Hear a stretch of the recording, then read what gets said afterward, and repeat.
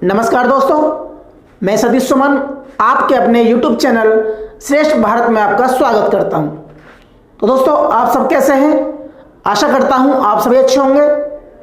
दोस्तों, आज पढ़ेंगे हम हिंदी और हिंदी में पढ़ेंगे हम भाषा, उसका उद्भव और उसका विकास क्रम।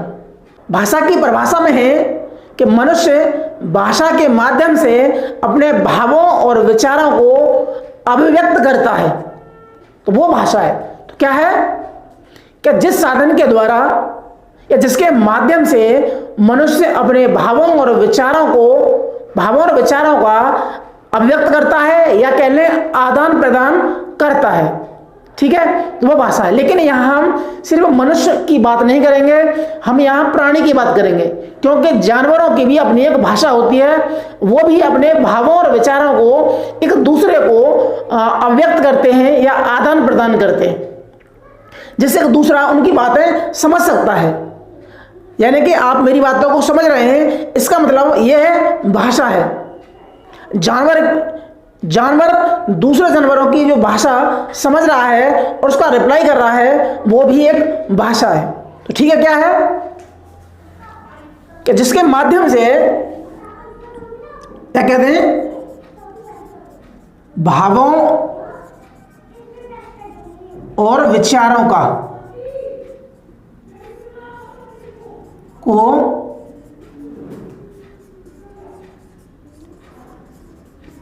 अभिव्यक्त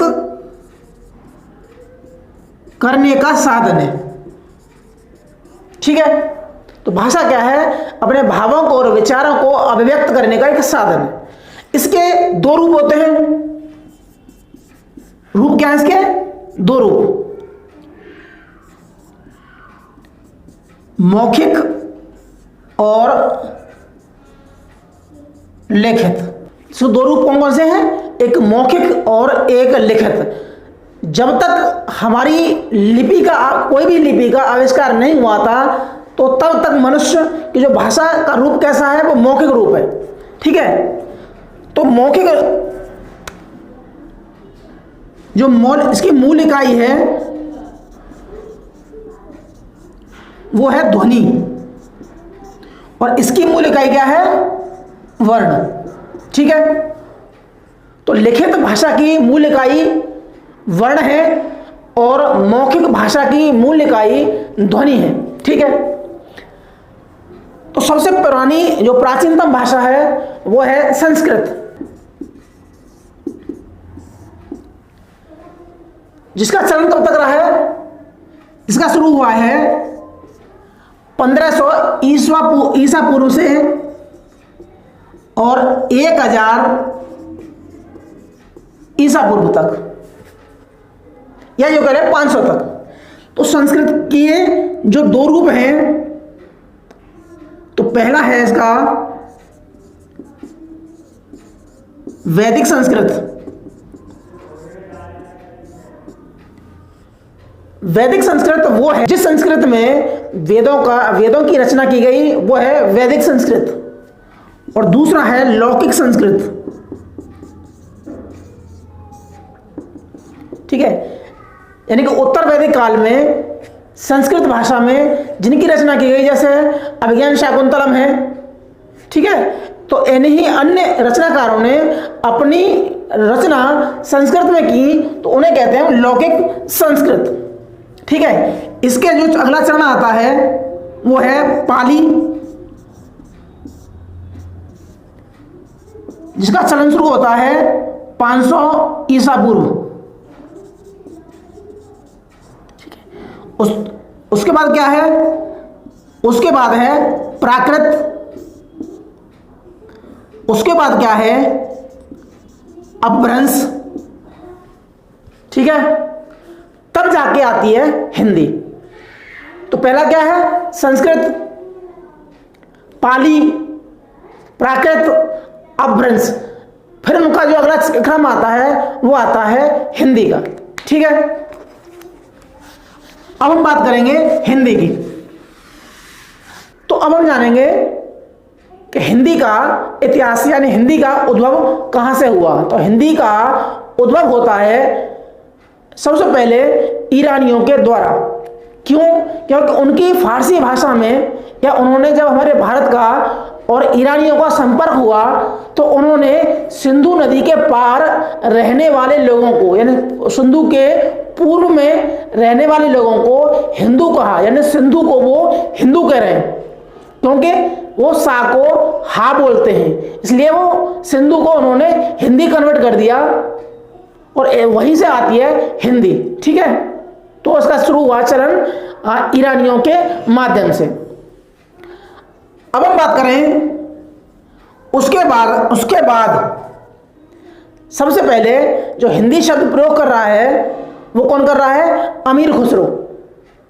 उन्होंने गियासुद्दीन तुगलक के बेटे के लिए एक डिक्शनरी, एक शब्दकोश तैयार किया जिसका के नाम है खालिक बारी। जिसका क्या नाम है? खालिक बारी। तो सबसे पहले उन्होंने फारसी टू हिंदी, यानी कि फारसी से हिंदी समझने के लिए उन्होंने एक शब्दकोश तैयार किया अमीर खुसरो ने गियासुद्दीन तुगलक के पुत्र के लिए। तो नाम क्या है उसका? तो पहला कर रहे हैं अमीर खुसरो ने किसमें प्रयोग किया? खालिक बारी। यह क्या है? शब्दकोश है।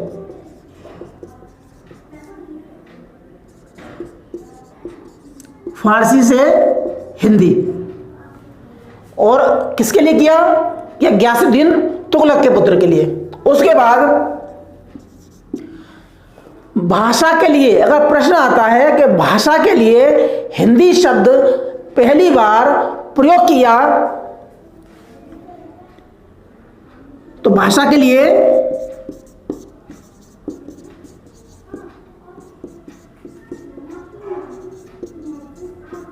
हिंदी शब्द प्रयोग किया है जफरनामा।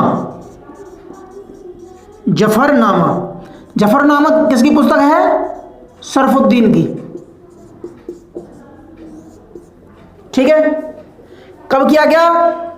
1424 में किया गया। जफरनामा नामक पुस्तक में हिंदी शब्द भाषा के लिए प्रयोग किया गया। तो प्रश्न आता है कि प्राचीनतम यानी कि हिंदी शब्द भाषा के लिए कब किया गया? तो यह किया गया जफरनामा में, जो कि शरफुद्दीन की पुस्तक है, जो 1424 में लिखी गई। ठीक है, तो ये उसके बाद यही कारण है कि हमारे किसी भी ब्राह्मण ग्रंथ में, यानी कि किसी भी वैदिक ग्रंथ में, वेदों में, पुराणों में, ब्राह्मण ग्रंथ में, उपनिषद में, रामायण में और महाभारत में, गीता में, किसी भी हिंदू धार्मिक पुस्तकों में हिंदी शब्द यानी हिंदू शब्द या हिंदुस्तान शब्द का प्रयोग नहीं किया गया है, क्योंकि ये शब्द जब आए हैं जब भारत का ईरानियों से संपर्क हुआ। राजभाषा के रूप में हिंदी, क्या पढ़ेंगे? राजभाषा के रूप में हिंदी का विकास क्रम। ठीक है, तो हम सब जानते हैं कि जो राजभाषा क्या होती है, कि सरकारी कामकाज में जो भाषा प्रयोग की जाती है उसे हम राजभाषा कहते हैं। ठीक है, क्या पढ़ना हमें? राजभाषा। तो राजभाषा का सबसे पहले प्रयोग होता है अशोक के काल में। तो अशोक के काल में जो राजभाषा थी वो थी पाली भाषा। क्या कहते हैं? पाली भाषा। कब? अशोक के शासनकाल में, अशोक के काल में। ठीक है, उसके बाद जो हिंदी राजभाषा के रूप प्रयोग होती है अकबर के काल तक, यानी कहते हैं हम गौरी से लेकर अकबर तक राजभाषा रहती है। उससे पहले यानी गौरी से पहले जो हिंदी मिश्रित संस्कृत रहती है। कौन सी रहती है? हिंदी मिश्रित संस्कृत। और उसके बाद में आती है हिंदी। ठीक है, अकबर तक। अकबर के बाद अकबर के वित्त मंत्री टोडरमल के आदेश के अनुसार फारसी को राजभाषा बनाया गया। तो यहां तक क्या है हिंदी। उसके बाद में टोडरमल के द्वारा कब, अकबर के समय में राजभाषा बनती है फारसी, ठीक है, जो कि 1833 तक राजभाषा बनी रहती है। यानी कि अकबर से लेकर 1833 तक जो राजभाषा रहती है वो रहती है फारसी राजभाषा, ठीक है। उसके बाद में लॉर्ड मैकाले की रिकमेंडेशन पर जो राजभाषा बनी वो बनी थी अंग्रेजी राजभाषा, ठीक है। यानी कि लॉर्ड मैकाले के रिकमेंडेशन पर, उनकी संस्तुति पर अंग्रेजी को राजभाषा बनाया गया। तो राष्ट्रीय चेतना के साथ में ही हिंदी को राजभाषा राष्ट्रीय चेतना के माध्यम से हिंदी को राजभाषा बनाने के लिए जोर दिया गया, उसकी मांग की गई राजभाषा बनाने के लिए। हिंदी को राजभाषा बनाने के लिए संविधान सभा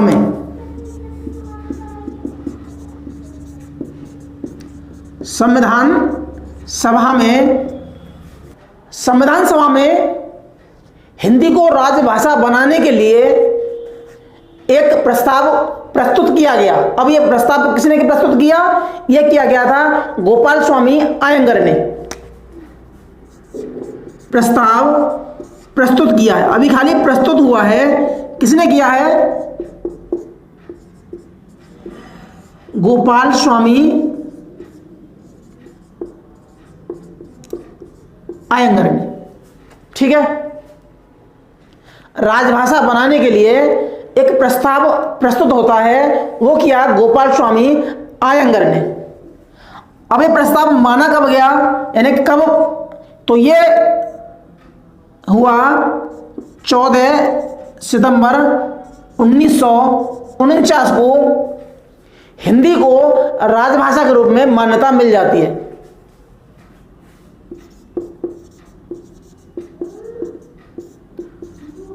राजभाषा के रूप में मान्यता मिल गई। कब? 14 सितंबर 1949 को। इसीलिए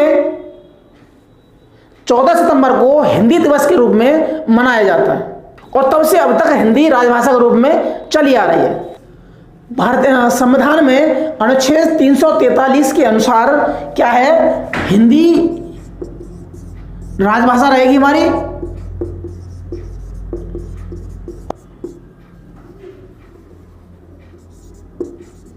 और देवनागरी रहेगी लिपि, ठीक है। तो भारतीय संविधान के अनुच्छेद 343 में जो हिंदी रहेगी राजभाषा और लिपि रहेगी देवनागरी। 344 में दिया गया है कि इसके आयोग और समितियां, आयोग और समितियों का गठन कौन से आर्टिकल में है? वो है अनुच्छेद 344 में। तो दोस्तों आज हम पढ़ा हमने हिंदी भाषा और उसका विकास। तो आज के लिए सिर्फ इतना ही, मिलते हैं अगली वीडियो में। तब तक के लिए जय हिंद, जय भारत।